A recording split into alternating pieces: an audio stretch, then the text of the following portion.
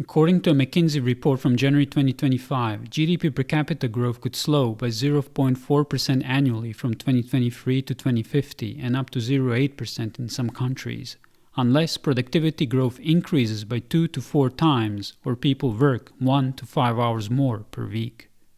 Retirement systems might need to channel as much as 50% of labor income to fund a 1.5 time increase in the gap between the aggregate consumption and income of seniors. The underlying cause is a combination of a decline in fertility rates and an increase in lifespan. As fewer babies are born and more people are living into old age, the population age structures are shifting from traditional pyramid shapes to pillars or even inverted pyramids.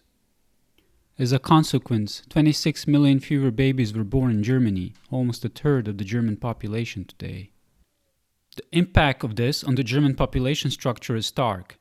The baby boomer generation is entering retirement now, and the number of people older than 40 is already well above the number of people younger than 40. Based on UN predictions, by the end of the century, the population pyramid will have morphed into something resembling a population pillar instead. Yet, this is not the first time a relatively developed part of the world finds itself in such a predicament. According to the ancient Greek historian Polybius, the decline of the Hellenistic world could be traced to declining fertility rates.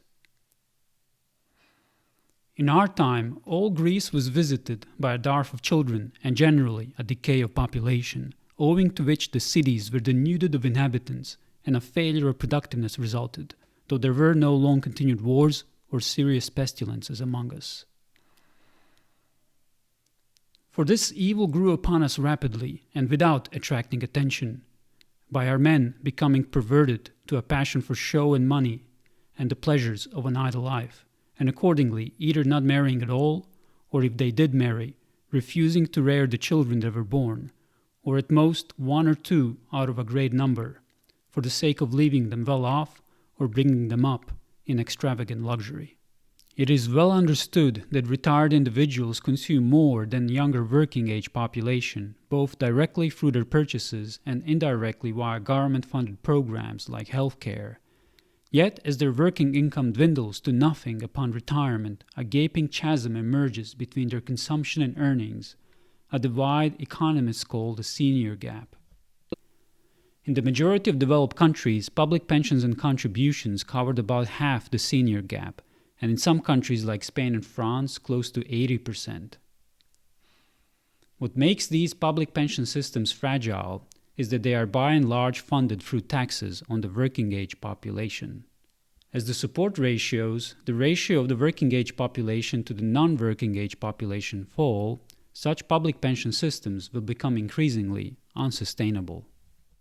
If developed countries are to maintain their past GDP growth into the future, there are 2 feasible levers that they could pull. The first option is to substantially accelerate productivity growth. In the most extreme case in Spain, productivity growth would need to quadruple to maintain past economic growth. Alternatively, they could increase the number of hours worked per worker. According to McKinsey, the workers in Spain will need to work close to 14 extra hours per week, assuming past rates of productivity growth.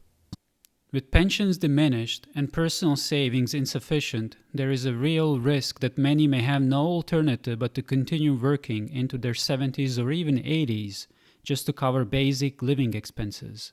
In Japan, the participation rate among people older than 65 is already at 26%, compared to 19% in US and just 4% in France. European citizens are in for a rude awakening.